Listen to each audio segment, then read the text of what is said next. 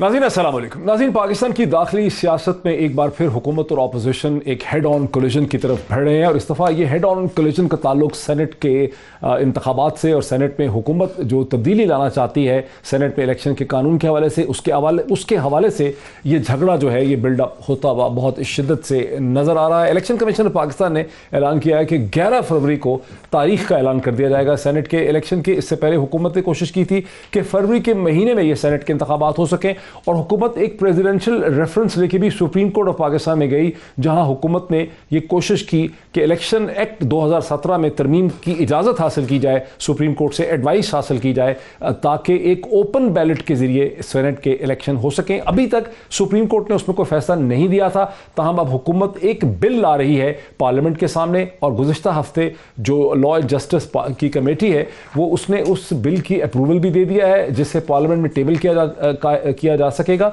लेकिन अभी वो बिल टेबल नहीं हुआ तो पीपीपी पीएमएलएन ने उस बिल और उस मुमकिना कानून के खिलाफ बहुत ही सख्त जो है वो एक पोजीशन जो है वो सख्त पोजीशन इख्तियार कर ली है। पीएमएलएन ने 4 अपने जो लोग हैं उनका ऐलान कर दिया है जिन्हें सेनेट के लिए, जिसमें राजा ज़फ़रुल हक साहब हैं, साबिक़ गवर्नर सिंध जनाब मोहम्मद ज़ुबैर साहब हैं, परवेज़ रशीद साहब को दोबारा नामज़द किया गया है और जनाब रफ़ीक रजवाना साहब का नाम भी पीएमएलएन की तरफ से सामने आया। अभी तक पीटीआई ने लोग तो नामजद नहीं किए लेकिन बहुत ही पावरफुल 11 मेंबर का पार्लिमानी बोर्ड जो है तश्कील दिया गया है जिसको प्राइम मिनिस्टर ऑफ पाकिस्तान खुद उसे लीड कर रहे हैं इस पार्लिमानी बोर्ड को, और पाकिस्तान के फॉरेन मिनिस्टर जनाब शाह महमूद कुरैशी साहब और चीफ मिनिस्टर महमूद खान खैबर पख्तूनख्वा के, चीफ मिनिस्टर पंजाब जनाब उस्मान बुज़ार साहब और बहुत से अहम लीडरान जो हैं वो इस पार्लिमानी बोर्ड का हिस्सा हैं। लेकिन बहुत ही दिलचस्प एक कमेंट एक दिन पहले सामने आया जब पीपल्स पार्टी के रहनुमा जो इससे पहले नेशनल असम्बली के डिप्टी स्पीकर रह चुके हैं जनाब कुंडी साहब, जनाब फैसल करीम कुंडी साहब ने मीडिया से बात करते हुए कहा कि 25 जो पीटीआई के लोग हैं वो इस वक्त पीपीपी के साथ राब्ते में हैं। ज़रा सुन लेते हैं कि उन्होंने क्या कहा। 50 करोड़ रुपए एमएनएस को जो है तरक्याती फंड दे रहे हैं रिश्वत की सूरत में, और अब जो है वो एक बिल लेके आ रहे हैं पार्लियामेंट में क्योंकि इनको पता है कि इनके अपने एमएनएस एमपीएस इनसे खफा हैं। और मैं आज आपके सामने दावा करता हूं कि हमारे साथ खुद चटान साहब मेरे साथ खड़े हैं, 25 एमएनएस पीटीआई के हमारे साथ राब्ते में हैं। हम किसी की पार्टी तोड़ना नहीं चाहते। हमें अपने प्रेसिडेंट साहब ने, पार्टी के चेयरमैन ने कहा कि ये जो हॉर्स ट्रेडिंग ये चीज़ हम इसमें बिलीव नहीं करते हैं। पीपल्स पार्टी कह रही है कि हॉर्स ट्रेडिंग में बिलीव नहीं करते, लेकिन साथ ही उन्होंने भी कहा कि 25 लोग जो हैं तहरीक इंसाफ के वो हमसे राब्ते में हैं, वो पीपल्स पार्टी से उनका राब्ता है। मोहतरमा मरियम नवाज साहिबा एक बार फिर बहुत पुरएतमाद नज़र आ रही है। और बात है कि 31 जनवरी की डेडलाइन गुजर गई लेकिन एक दिन पहले उन्होंने मीडिया से बात करते हुए इस अज़म का इरादा किया कि 4 तारीख की जो पीडीएम की मीटिंग है उसमें तमाम इशूज़ पे लॉन्ग मार्च समेत जो है मामला तय पा जाएंगे। मुस्लिम लीग नून और बहुत सारी बाकी जमातें इसी पे यकीन रखती हैं कि इस्तीफे, अब उसकी क्या मैकेनिज्म होगा, क्या टाइमिंग होगी, वो वोट को इंशाल्लाह लॉन्ग मार्च पे भी ऑलमोस्ट सबका कंसेंसस। अब लॉन्ग मार्च और धरना कितना होता है, किस तरह होता है, ये तो अब मोडालिटीज़ है, ये बैठ के तय करेंगे। अब नाज़रीन इसे जहन में रखना बहुत ज़रूरी है कि पाकिस्तान पीपल्स पार्टी जो है और बिलावल भुट्टो जो है वो ये समझते हैं कि नो कॉन्फिडेंस, एक अदम एहतमाद का वोट लाने की ज़रूरत है पार्लियामेंट में वज़ीर आज़म के ख़िलाफ़, और वो इस्तीफ़ों के लॉन्ग मार्च के फेवर में नज़र नहीं आते हैं। लेकिन पीएमएलएन मसलसल उस डायरेक्शन की तरफ जाना चाह रही है। पाकिस्तान के साबिक़ वज़ीर आज़म जनाब खाकान अब्बासी साहब जो हैं उन्होंने भी इसी अज़म का मुज़ाहरा किया कि हमारे डिफरेंसेस नहीं हैं। ज़रा सुन लें। पीडीएम जो है इंशाअल्लाह अपने रास्ते पर, अपने असूल पर, अपने बयानिए पर, जो एक नुक्ते का बयानिया है कि मुल्क आइन के मुताबिक चले, उस पर इंशाअल्लाह कायम है, कायम रहेगी। और हमारा मुकम्मल यकीन है कि इसी बयानिए से पाकिस्तान में हकीकी तौर पर आइन की बालादस्ती होगी। नाज़रीन, जहां शाहिद खाकान अब्बासी साहब ने यह कहा कि कंसेंसस हो जाएगा, इत्तेहाद है, मुत्तहद हैं, वहाँ उनकी वो स्टेटमेंट भी सामने आई गुज़िश्ता रोज़ जब उन्होंने कहा कि अगर पीपल्स पार्टी इस्तीफ़ों पे हमारे साथ नहीं चलेगी तो फिर पीडीएम से पीपल्स पार्टी को अलग हो जाना चाहिए या उसे अलग किया जा सकता है। स्क्रीन पे आप ये स्टेटमेंट भी देख सकते हैं। ये सारी जो जद्दोजहद है पीटीआई हुकूमत, पीएमएलएन और पीपीपी के दरमियान, ये किस डायरेक्शन में जाएगी, सेनेट के हवाले से इस पर बात करने के लिए मुझे स्टूडियोज़ में ज्वाइन कर रही हैं पीएमएलएन की सीनियर रहनुमा जनाब शाइस्ता परवेज़ मलिक साहिबा, जो मेंबर नेशनल असम्बली हैं।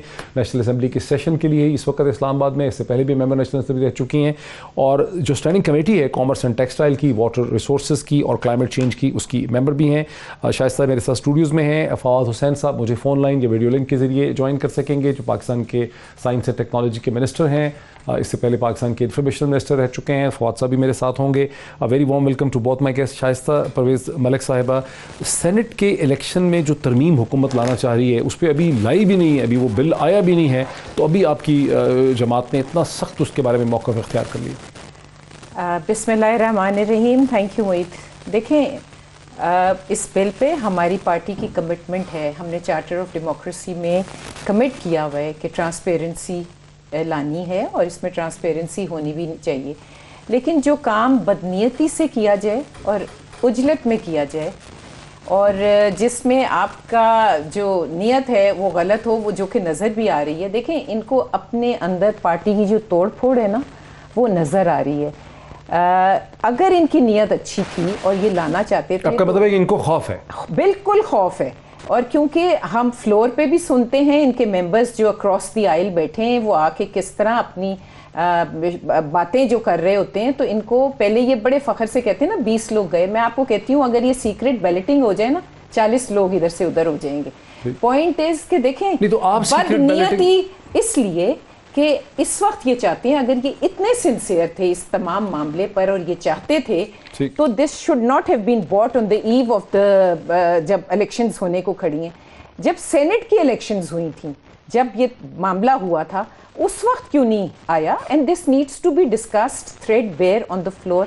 Parliament is the place which needs to be discussed. वो बार-बार याद करवाते हैं कि 2006 का जो चार्टर ऑफ डेमोक्रेसी था, उसकी शिक 23 में देखिए, आप मुझे शिक, मैं तो आपको पहले कह रही हूं, the party stands committed for transparency, but हम अच्छी नियत से इसको पार्लियामेंट में लाना चाहते हैं और बदनीयती और उजलत में ये काम नहीं हो सकता। लेकिन देखिए ना, 2006 में साइन किए नवाज शरीफ साहब ने और मोहतरमा मरियम कि सेनेट इलेक्शन में खरीदो फरोख्त और करप्शन को खत्म करने के लिए सेनेट इलेक्शन ओपन बैलेट के जरिए कराए जाएंगे, खिलाफ वर्जी करने वालों की पार्टी और असेंबली रुकनीत खत्म कर दी जाएगी। 2006 मैं तो आपसे कह रही हूँ कि देखें, हमने बहुत कुछ करना था। साल 12 महीने बाद तो कंटेनर पे चढ़ के, आपको पता है इस्लामाबाद में क्या तमाशे हो गए थे। मैं कहती हूँ कि वो 2006 की बात 6 की बात है, लेकिन जब व्हेन वी केम, पूरा इरादा था 2013 में कि ये सब काम उससे पहले आपने 18th अमेंडमेंट की ना 2008 और 9 में। मैं कहती हूँ कुछ गलतियां हुई, लेकिन उस गलती का ये मतलब तो नहीं है कि अब एक फैसला उजलत में कर लिया जाए, बगैर डिस्कशन के कर लिया जाए। देखिए, जिन्होंने आईन बनाया था, जिन्होंने उसका फॉर्मेट बनाया था, उन्होंने कुछ सोच समझ के इसको डाला था। देखिए, जब संजरानी साहब का मुझे याद आ रहा है कि शहबाज शरीफ साहब ने उस वक्त क्या कहा था, मैं प्रोड्यूसर साहब को कहता हूं, दिखा भी, एग्री कर रही हूं कि ये गलत है, but it needs to be discussed. ये मेरा ओपिनियन तो नहीं है ना, ये तो तमाम लोगों को, एक्सपर्ट्स को, पार्लियामेंटियंस को बैठना चाहिए। It should be discussed and whatever, लेकिन इस तरह नहीं। जी फवाद साहब, देखिए, शाइस्ता का पर्सपेक्टिव ये है, पीएमएलएन का पर्सपेक्टिव ये है कि हम करना चाहते हैं ये तरमीम, हम भी बिलीव करते हैं कि शफाफियत होनी चाहिए, ओपन बैलेट होना चाहिए, लेकिन आप इसको क्लैंडस्टाइन साजिशाना तरीके से कर रहे हैं अपना मफाद हासिल करने के लिए। शफाफियत नहीं आपकी मूव के अंदर। देखिए, मैंने सारी बात सुनी है। अनफॉर्चुनेटली शाइस्ता बीबी को कुछ पता नहीं है, ना ही उनको इसका हिस्ट्री का पता है, ना ही उनको ये पता है कि ये अमेंडमेंट जो है ये कम से कम 3 महीने से जो है वो हाउस में लेड है, और ये अमेंडमेंट जो है वो कानून और इंसाफ की जो कमेटी है उसके पास से ये अब हाउस में आई है।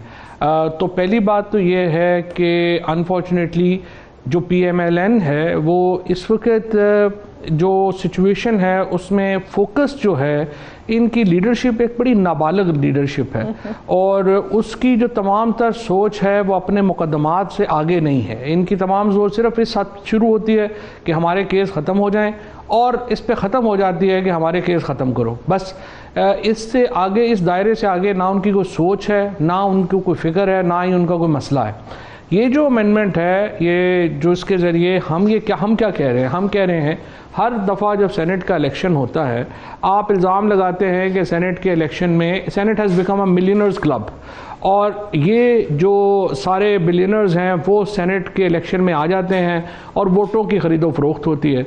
तो प्राइम मिनिस्टर इमरान खान वो वाहिद पॉलिटिशियन हैं जिन्होंने 20 लोग अपने सिटिंग MPs जो हैं, आपको याद होगा कि खैबर पख्तूनख्वा में पार्टी से निकाल दिए थे, और इसके बावजूद कोई पार्टी अपनी इतनी बड़ी तादाद में अपने MPs को या मेंबर्स को नहीं फारिग करती। इनकी हालत ये है PMLN की कि जब सादक संजरानी साहब के खिलाफ नो कॉन्फिडेंस की मूव आई तो इसके बाद उन्होंने एक दफ़ा नहीं दर्जनों दफ़ा ये कहा कि जिन लोगों ने सादक संजरानी साहब का साथ दिया है हम उनके खिलाफ कार्रवाई करेंगे, लेकिन आपने देखा कि PMLN अपने किसी आदमी के खिलाफ कार्रवाई नहीं कर सकी, क्योंकि इसके लिए जिस किस्म की एक मॉरल करैक्टर चाहिए होता है वो उस लीडरशिप में नहीं है।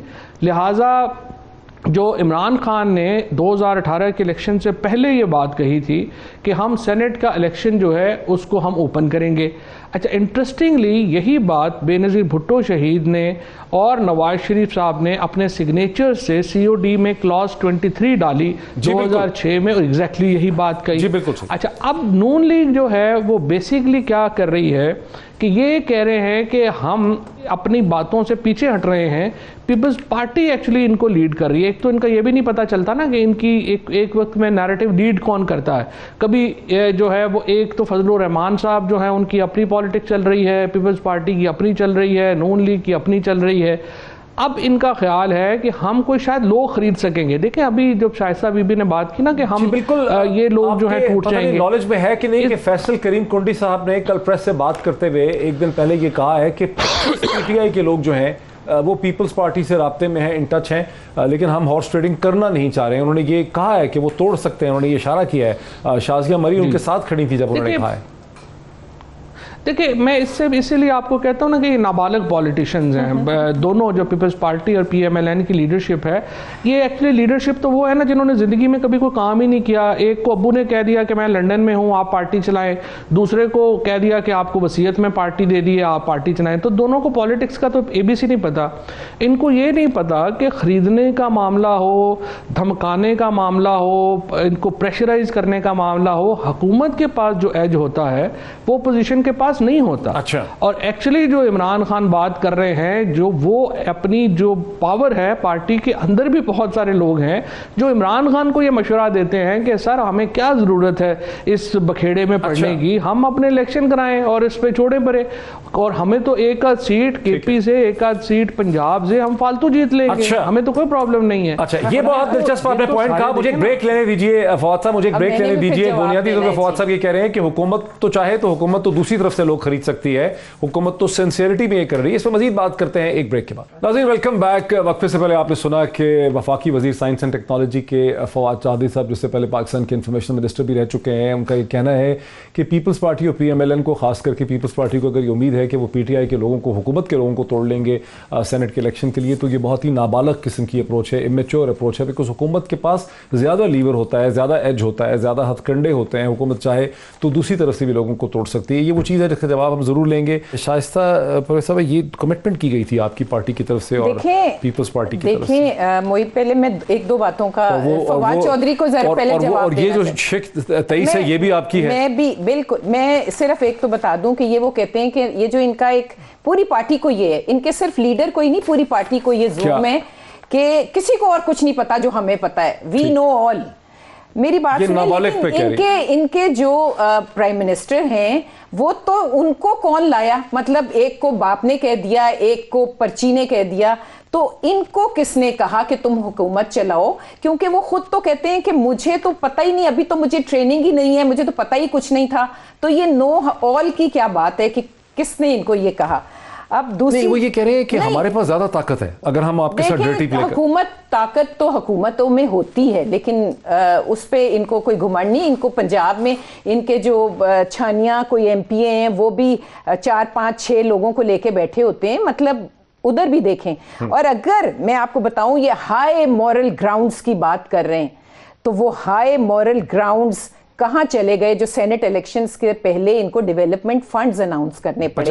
50-50 करोड़ इनको अनाउंस करने पड़े, जिस पे आज सुप्रीम कोर्ट ने नोटिस ले लिया है। और दूसरी बात, अगर इतने ही हाई मॉरल ग्राउंड पे हैं तो बुजदार साहब को क्यों नहीं रोकते? वो क्यों रोज एमपीएस को बुला रहे हैं, उनसे मिल रहे हैं और उनको डेवलपमेंट फंड ऑफर कर रहे हैं? इतनी हाई मॉरल ग्राउंड्स की बातें हैं तो वो कहां गई ग्राउंड्स? जो डेवलपमेंट फंड्स, जो 50 लाख घर, उस पे ग्राउंड, नौकरियां, ये सब कहां है? जी फवाद साहब, देखिए दो बातें ना। पहली बात तो यह है कि जो मैंने तो अर्ज किया था कि आपको ये इल्म नहीं था, शायद आपकी पार्टी में इतनी अच्छी कोऑर्डिनेशन नहीं है कि ये जो अमेंडमेंट है, ये जो लॉ एंड जस्टिस कमेटी है उसके पास 3 महीने से पेंडिंग है, क्योंकि आपने मोहित साहब को शुरू में ये कहा कि ये अचानक लेके आ गए हैं। तो मैं आपको बताना चाह रहा था कि ना ये अचानक है, और ये जो डिबेट है, ये जो डिबेट है, ये डिबेट तो कम से कम 15 साल पुरानी है। तो चूंकि आप उस वक्त नहीं थी तो आपको शायद इल्म नहीं था, लेकिन मैं उसमें आपकी जो कम इल्मी है उसको मैं चैलेंज, उसको वो नहीं मैं कर रहा, आपको यकीनन आपको इल्म हो सकता है इस चीज़ों का। अच्छा, दूसरी बात ये है कि ये जो आपने बात की है कि ये जो फंड्स का सुप्रीम कोर्ट ने नोटिस लिया है, वो तो खैर चीफ जस्टिस साहब जाने और उनके जज साहब जाने, क्योंकि मेरी जो कम से कम इंटरप्रिटेशन है कानून की वो ये है कि सो मोटो नोटिस लेने का इख्तियार सिर्फ चीफ जस्टिस पाकिस्तान को है। अच्छा। और कोई इंडिविजुअल जज जो है वो सो मोटो नहीं ले सकता। अब वो देखते हैं चीफ जस्टिस पाकिस्तान जो है उसको कैसे उसको रेगुलेट करते हैं। This is something internal between the supreme. लेकिन ये जो इल्जाम है ये फैसल करीम कुंडी साहब ने भी लगाया, सारी ऑपोजिशन कह रही है कि ये जो आपने फंड रखे हैं डेवलपमेंटल, अचानक के लिए एमएनएस को पहले देना नहीं चाहते थे प्राइम मिनिस्टर, तो ये किसी खौफ की या पैनिक की निशानी है कि इस मौके पे एमएनएस को पैसे दिए जा रहे हैं? अच्छा, पहली बात तो ये है कि एमएनएस को कोई फंड नहीं दिए जा रहे। अच्छा। ये फंड जो हैं ये एसजीडीज प्रोग्राम में कॉन्स्टिट्यूएंसीज को दिए जा रहे हैं। अच्छा। जो इस वक्त इशू ये है कि जो हमारी गलती है, जो गलती हुई है पीटीआई की हुकूमत से, वो ये हुई कि हमने लोकल गवर्नमेंट इलेक्शन जो है वो पहले साल हमें करा देना चाहिए था, वो हम बेशुमार वजूहात से नहीं करा सके। उसके बाद कोविड आ गया और ये इलेक्शन जो है वो डिले होता जा। अब उसकी वजह से क्या हुआ है कि कोई फ्रेमवर्क मौजूद नहीं है जिससे आप लोकल डेवलपमेंट को सहारा दे सकें। और एसजीडीज जो हमारे हैं, जो हमारे सस्टेनेबल डेवलपमेंट गोल्स हैं, सस्टेनेबल डेवलपमेंट गोल्स जो हैं वो हमारे इफेक्ट हो रहे हैं, लिहाजा कोई मैकेनिज्म तो आपने बनाना है। तीसरी बात यह है कि इसका सेनेट से इसलिए कोई ताल्लुक नहीं है कि ये तो अगले साल के लिए है, जब बजट आएगा जून जुलाई में, उसके बाद सितंबर में जाके ये एलोकेशन। सेनेट के इलेक्शन अभी हो जाएंगे मार्च के शुरू में। देखिए सेनेट के इलेक्शन तो अभी मैक्सिमम जो है वो मार्च फर्स्ट वीक में हो जाएंगे। जी, वो तो कह रहे हैं कि इसका ताल्लुक नहीं बनता, बिकॉज़ ये फंड्स रिलीज नहीं होंगे। मुझे बदनीयती, जो मैं बार बार कहती हूं ना, अक्टूबर से पहले रिलीज नहीं होंगे, कि ये बदनीयत भी हैं, मतलब ना अहल और ना लायक तो है ही हैं, लेकिन ये बदनीयत भी हैं। क्योंकि आप मुझे बताएं कि क्या चीज़ थी जिसने इनको प्रमोट किया कि इन्होंने 2 साल पहले पंजाब में लोकल बॉडी सिस्टम को क्यों टर्मिनेट किया? उसका ये मुझे बता दें कि वो क्या वजह थी, उसको क्यों टर्मिनेट, वो क्या खौफ था? वो कह रहे हैं कि हम नहीं करवा सके, हमने नए इलेक्शन नहीं, लेकिन इन्होंने जी पंजाब गवर्नमेंट में 2 साल पहले, टाइम से पहले टर्मिनेट किया है लोकल बॉडी, और जबकि केपीके में चलाई है इन्होंने पूरी। ये अच्छा सवाल है। ये अच्छा जवाब क्या बनता है? आपका क्या जवाब है? अच्छा सवाल और बुरा तो नहीं, आप बताएं। आप जवाब तो बस आप जवाब देने देंगी तो दूंगा ना, आप सवाल करके फिर बोलती जा रही हैं, मैं सवाल 10 दफा पहली बात तो ये है कि उनकी बिल्कुल सही है। नहीं, ये बात आपकी ठीक है, इस बात में आपके वजन है। जो आपने ये बात कही है ना कि ये क्यों हमने पहले 2 साल इससे तोड़ते थे, हकीकत ये है कि पंजाब में कोई लोकल गवर्नमेंट, जब से शहबाज शरीफ साहब आए थे अल्हम्दुलिल्लाह पहला काम आकर के उन्होंने ये किया कि जो नाज़म्स थे और जो इनके हमारे जो उस वक्त मुशर्रफ साहब के दौर के मेंबरान थे, उनको आते ही उन्होंने इनफेक्टिव कर दिया, उनसे फंडिंग ले ली। फिर जो कानून वो लेके आए वो एक्चुअली जो जिसको ये लोकल गवर्नमेंट कहती हैं वो कुछ भी नहीं था, वो डिप्टी कमिश्नर के नामजद करदा लोग थे जिनको इन्होंने बैठाया हुआ था। वो आकर के जाहिर है कि इस हुकूमत ने उनको जो है वो फारिग कर दिया। अब उसके जगह पे जो इलेक्शन जेन्युइन लोकल गवर्नमेंट जो है वो 2008 के बाद जब मुशर्रफ साहब गए हैं, जेन्युइन लोकल गवर्नमेंट तो पाकिस्तान में ख़त्म हो गई। उसके बाद से अब तक पाकिस्तान में अब ये जो सिस्टम आज हमने अप्रूव किया है जिसके ज़रिए दोबारा एक डायरेक्ट इलेक्शंस के ज़रिए मेयर्स और चेयरमैन इलेक्ट होंगे, वो सिस्टम आएगा तो लोकल गवर्नमेंट इफेक्टिवली यहाँ पे शुरू होगा। क्योंकि मुशर्रफ साहब के बनाए उसके बाद दौर ढांचा था, लोकल गवर्नमेंट तो खत्म हो चुका है। जी शायद इस पे किसी हद तक सदाकत है कि जो बनाया था 2002 का ऑर्डर था जिसके तहत ये लोकल गवर्नमेंट्स काम करी थी, उसको आके सिंध में और पंजाब में पीपीपी और पीएमएल ने खत्म कर दिया और पुराना जो 1879 का एक्ट था उसको ले आए वापस। देखें, मैं फवाद से यही पूछना चाहती हूँ कि देखें, जिस तरह की इलेक्शन, नेशनल इलेक्शंस हुई हैं, उस तरह की इन्होंने लोकल बॉडीज़ करानी है, उसी किस्म की जिस तरह की हमारी 2018 में इलेक्शंस हुई हैं, उस तरह की लोकल बॉडीज़ कराएं। क्योंकि मेरे जो इल्म में है और मैं जितना जानती हूँ, लाहौर में, पंजाब में रहते हुए, वहाँ पे पूरा एक सिस्टम मौजूद था लोकल बॉडीज़ का, और वो इन्होंने आके वो ये आर्ग्यू कर रहे हैं कि वो बनाया था जनरल मुशर्रफ ने, उसको आप लोगों ने कमज़ोर कर दिया। नहीं, कमज़ोर ये कह रहे हैं ना, कमज़ोर कर दिया, कमजोर नहीं किया, खत्म कर दिया। उन मेंबर्स को बुलाएं, आप उन लोकल मेंबर्स को बुलाएं और उनसे बात करें। देखिए, ये तो इनको वो जो है ना कि हमने जो काम किया वो गलत था,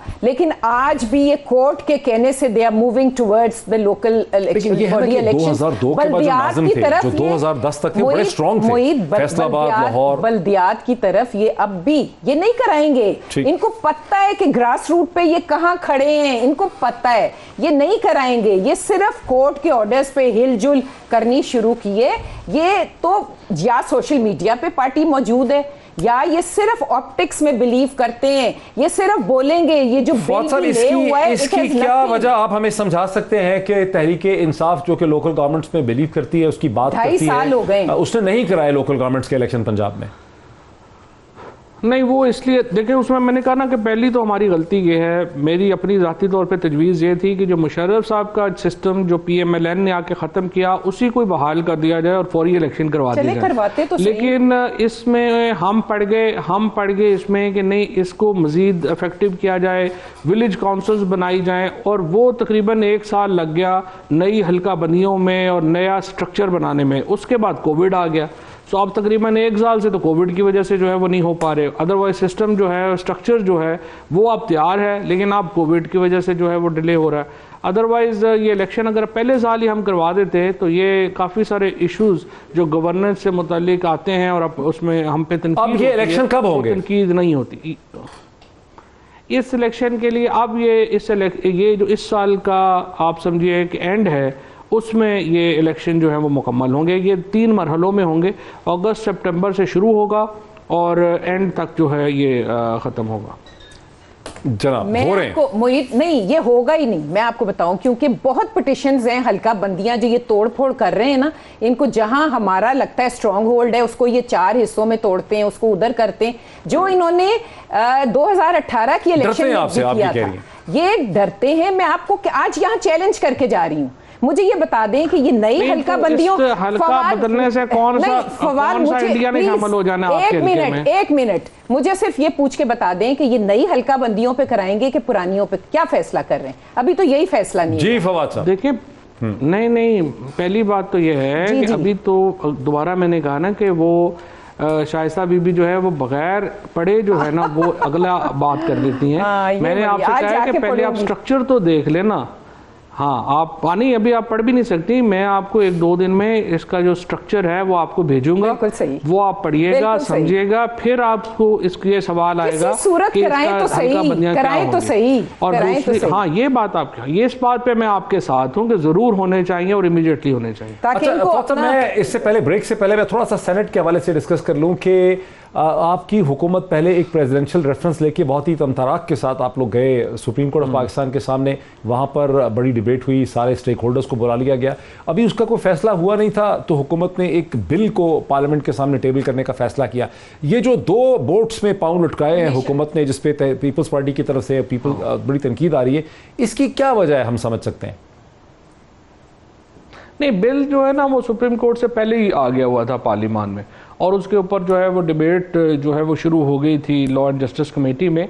जो कानूनी नुक्ता है जिसके ऊपर इस वक्त सुप्रीम कोर्ट में है, वो ये पूछना चाहते हैं, अटॉर्नी जनरल साहब की ये राय थी कि ये इसमें अमेंडमेंट, कॉन्स्टिट्यूशनल अमेंडमेंट की ज़रूरत नहीं है, ये by an act of the parliament जो है इसमें अमेंडमेंट की जा सकती है। और हिंदुस्तान में भी उन्होंने जब ख़त्म किया है ये खुफिया वोटिंग और ओपन वोटिंग, यानी इलेक्शन एक्ट 2017 में आप तरमीम की इजाज़त मांग रहे हैं सुप्रीम कोर्ट से। इलेक्शन एक्ट, इलेक्शन जो एक्ट है 2017 सुप्रीम कोर्ट से ये पूछ रहे हैं कि क्या इसके लिए आइन के आर्टिकल 226 में और 59 में अमेंडमेंट की ज़रूरत है, या ये हम रिप्रेजेंटेशन ऑफ पीपल्स एक्ट 2017 में अमेंडमेंट के जरिए कर सकते हैं। तो ये सुप्रीम कोर्ट में ये मामला। अच्छा, यानी एक ब्रेक में ले लूँ। फवाद चौधरी साहब के कमेंट से ऐसा लगता है कि हुकूमत को अभी भी एक यानी कम से कम उम्मीद ज़रूर है कि शायद सुप्रीम कोर्ट ऑफ पाकिस्तान से एक हमें फेवरेबल ओपिनियन या एडवाइस जो है मिले। दोनों चीज़ों को साथ में साथ लेकर चल रहे हैं। कमेटी के सामने बिल 3 महीने से था। एक ब्रेक लेते हैं, ब्रेक के बाद पीडीएम के फ्यूचर के हवाले से बात करते हैं आफ्टर द ब्रेक। नाज़रीन, वेलकम बैक। नाज़रीन, हमने बहुत घंटे पहले आज हमने रोज़नामा 92 के जो एडिटर हैं जनाब इरशाद आरिफ साहब, जो पाकिस्तान के एक प्रोमिनेंट पॉलिटिकल एनालिस्ट हैं, उनसे हमने कैमरा भेज के ये सवाल पूछा कि पीडीएम की मूवमेंट का इस मौके पे क्या मुस्तकबिल नज़र आ रहा है। उसे ज़रा सुन लेते हैं और फिर हम शाइस्ता से बात का आगाज़ करते हैं। पीडीएम के पास ऑप्शन पहले भी महदूद थी, लेकिन वो मज़ीद महदूद हो गई हैं अंदरूनी खलफशार की वजह से। इस्तीफ़े एक ऑप्शन है जिस पर पीपल्स पार्टी तैयार नहीं है। तारीख़ अदम एतमाद एक ऑप्शन है जिस पर जो मुस्लिम लीग नून को कबूल नहीं है। बाकी रह जाती है एक तहरीक, एहतजाजी तहरीक, लॉन्ग मार्च और धरना। उसका अंजाम सबको मालूम है कि उसके नतीजे में क्या हो सकता है। पहले तो ये कि पीडीएम इसकी अहलियत रखती है एक निज़ाम को मुअत्तल करने की और इमरान खान को इस्तीफ़ों पर मजबूर करने की। ख़ुद ही इब्तदा ही में पीडीएम ने अपनी ऑप्शंस महदूद कर दी थी और अपनी नाकामी पर मोहर लगा दी थी। इमरान खान ने जो पेशकश की है पीडीएम को कि जिन लोगों की बैरून मुल्क दौलत है जो पाकिस्तान से लूटी गई है, जिन रहनुमाओं की, वो दौलत वापस करें, पैसा कौमी ख़जाने में जमा कराएं, मैं इस्तीफ़ा देने के लिए तैयार हूँ। तो ये एक लिहाज से तंज़ है अपोजिशन पर और अपोजिशन के रहनुमाओं पर, और ये ख़ुद एतमादी का मज़हर है इमरान खान की, जो उन्हें अंदरूनी खलफशार जो पीडीएम के अंदर नज़र आता है उसकी वजह से उन्हें तंज़ करने का मौका मिला है। यानी वज़ीर आज़म ने जो एक नया शोशा छोड़ दिया है, एक पीटीआई की लीडरशिप जो है मुसलसल नाज़रीन मजाक तो उड़ाई रही है 31 जनवरी के बाद, लेकिन अब पीडीएम, अब प्राइम मिनिस्टर एक नया शोशा छोड़ दिया है कि मैं रिज़ाइन कर दूंगा अगर अपोजिशन के लोग जो हैं पीपीएमएलएन के अपने फंड्स को बैरून मुल्क से पाकिस्तान वापस ले आते हैं। ऑप्शन अब क्या है? अब तो पीटीआई आपका मजाक उड़ा रही है, कुछ ऐसा लग रहा है। देखें, जहाँ तक आपने नियाजी साहब की बात की है कि वो अगर ये कर दें तो वो छोड़ देंगे, अगर आपको याद हो तो उन्होंने कहा था अगर मैं आईएमएफ के पास गया तो मैं खुदकशी कर लूँगा। ये कब कहा था उन्होंने? कहा मैं नहीं जाऊँगा, मैं नहीं जाऊँगा, अगर गया तो खुदकशी कर। आप चला लें, ढूंढ लें आर्काइव्स में, खुदकशी की भी बात की थी। जी। तो खुदा ना खास्ता हम नहीं चाहते वो खुदकशी करें, लेकिन उसी तरह उन्होंने 50 लाख घरों की बात भी की थी, 1 करोड़ नौकरियों की भी बात की थी 5 साल में। नहीं जी, टाइम नहीं था। और 90 दिन में और 90 दिन में करप्शन भी खत्म करने की बात की थी, आपको याद है? बहुत कुछ कहा था, अगर आप निकाले तो एक लिस्ट है जो कुछ कहा था ना कि हम 1 करोड़ बहुत कुछ कहा था, बहुत कुछ कहा था। तो उनके कहने को आप कितना सीरियसली लेते हैं? मैं तो अभी भी परेशान हूँ कि आप उनकी कही हुई बात को सीरियसली लेते हैं। उनकी कही हुई बात को तो उनकी अपनी पार्टी नहीं सीरियसली लेती, ऑपोजिशन को तो छोड़ें, वो तो उनको नहीं पता होता। तो चले अभी उनको नहीं पता होता वो क्या बात कर रहे हैं। को हम कर देते हैं कि भाई दूसरी बात कि प्राइम मिनिस्टर को सीरियसली लेना चाहिए, लेकिन जो दूसरा एनालिसिस इरशाद आरिफ साहब ने कहा है कि आपकी ऑप्शंस बहुत ज्यादा नहीं है पीडीएम की, मतलब मुत्तफिक नहीं है। पीपल्स पार्टी कहती है अदम एहतमाल, आप लोग कहते हैं इस्तीफे, लॉन्ग मार्च। राइट, बट आपको पता है पीडीएम में 11 पार्टीज हैं, उसमें नेशनलिस्ट पार्टीज भी हैं, उसमें वो पार्टीज भी हैं जिनको आप लोग गद्दार कहते थे, उसमें मेन स्ट्रीम पार्टीज भी हैं। अब सब ने अपना इंटरेस्ट वॉच करना है। देखें, हमारा जो फोकस है वो इस गवर्नमेंट को निकालना है, क्योंकि व्हाट वी फील इज कि ये प्रेजेंट हुकूमत और पाकिस्तान साथ नहीं चल सकते। सिर्फ एक ये, बाकी सब पार्टीज का अपना अपना मैनिफेस्टो है, अपनी अपनी सोच, अपने अपने इंटरेस्ट हैं। अब उसको किस तरह कन्वर्ज करते हैं, क्या फैसले होने का चांस नजर आ रहा है यहाँ पे? किस तरह करते हैं? देखें, when you are at war, हम एक किस्म की एक लड़ाई है ना, तो हमें अपनी स्ट्रेटजीज भी चेंज करनी है, हमने अपनी मोडेलिटीज भी देखनी है, हमने फर्क तरीकों से ये देखना है। पीपल्स पार्टी को साथ लेकर चलेंगे आप? कोशिश होगी, लेकिन अगर ना हो सका फिर देखिए, ना होगा तो वो कल 4 तारीख है, कल पीडीएम की मीटिंग है, उसके बाद जैसा फैसला होगा we will see to it. Fawad Chaudhry साहब, ये अब जाहिर है ऑपोजिशन इस चीज पे बहुत स्टैंड लेती है कि आपकी पार्टी ने कहा था कि हम 1 करोड़ नौकरियां पैदा करेंगे, 50 लाख घर बनाएंगे, लेकिन 2.5 बरस से ज्यादा एक ईंट तो रखी नहीं अभी तक कुछ हो नहीं सका। 2 साल में क्या होगा अब?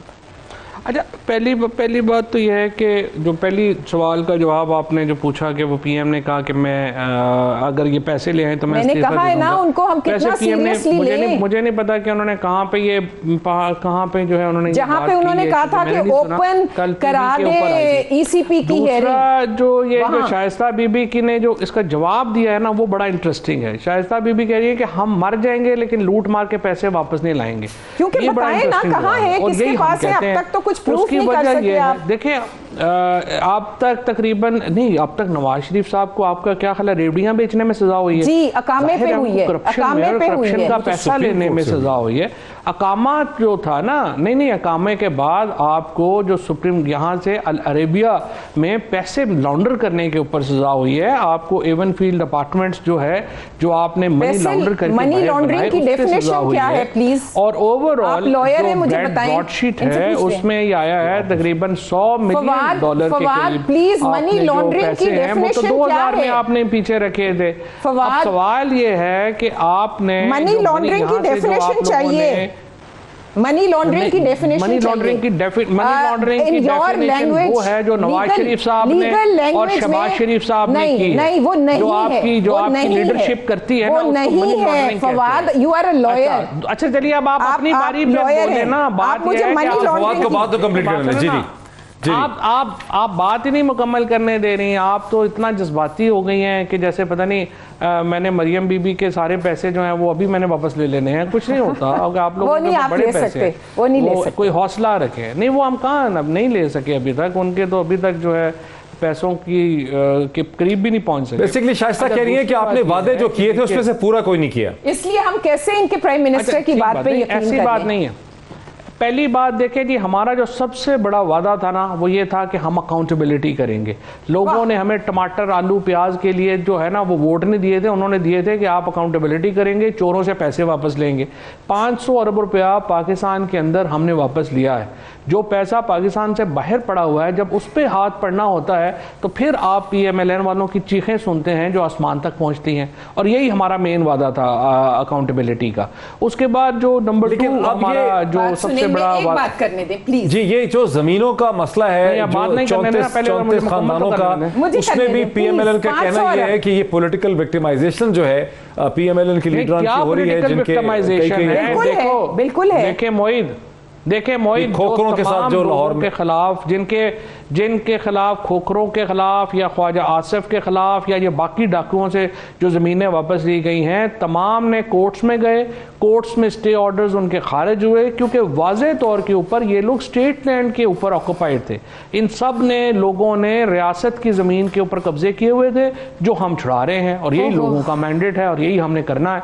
और इसलिए इससे पीछे हटना देखें PTI के लिए मुमकिन नहीं है। इमरान खान को, PTI को लोगों ने वोट दिए हैं कि आप चोरों को गिरबान से पकड़ेंगे, उनसे पाकिस्तान के पैसे वापस देंगे। ये मेरे और आपके और शाइस्ता बीबी के और पाकिस्तान के अवाम के पैसे हैं। मुझे ये कह रही थी कि खोखरों के पास स्टे ऑर्डर था, हमें तो यही पता चला कि वो स्टे ऑर्डर बाद में बदनीयत लोग हैं, बदनीयत लोग हैं। मैं आपको बताऊं ना, ये जो भी इन्होंने बात की है जो शाइस्ता बीबी ने, जाहिर है कि दोबारा फिर मैं यही कहूंगा ना कि इनको हकायक का नहीं पता, इनको तो वही पता है ना जो खोखर साहब ने इन्हें बताया, इन्होंने ऑर्डर नहीं पढ़े। आप पहली बात तो ये बात समझे नहीं, 1 मिनट मेरी बात मुकम्मल होने दें। फवाद, एक बात तो मेरी जरूर जवाब देके जाइएगा कि ये जो छोटा सा घर है, नहीं पहले मेरी बात मुकम्मल होने दें। ये जो खोखरों का आप कह रहे हैं ना, छोटा सा घर था, लोगों का घर होता है कनाल में, 2 कनाल में, 4 कनाल में, ये 144 कनाल में छोटा सा घर है। उस 144 कनाल के अंदर जो सड़क बनी हुई है ना, वो भी एमएनए के फंड से बनी हुई है। और उसके बाद जो तीसरा बात यह है कि जो आपने जो इसके अंदर जो जमीन थी, जो स्टे ऑर्डर था, वो 44 कनाल सरकार की जमीन थी जो इन्होंने अपने दीवार कर ली उसके ऊपर, और उसके ऊपर कोई स्टे ऑर्डर नहीं है। और अभी हाई कोर्ट में भी गए, वहां से भी केस खारिज हुआ। अच्छा। पहले सेशन कोर्ट में गए, वहां पे डिस्ट्रिक्ट कोर्ट गए, वहां से भी केस खारिज हुआ।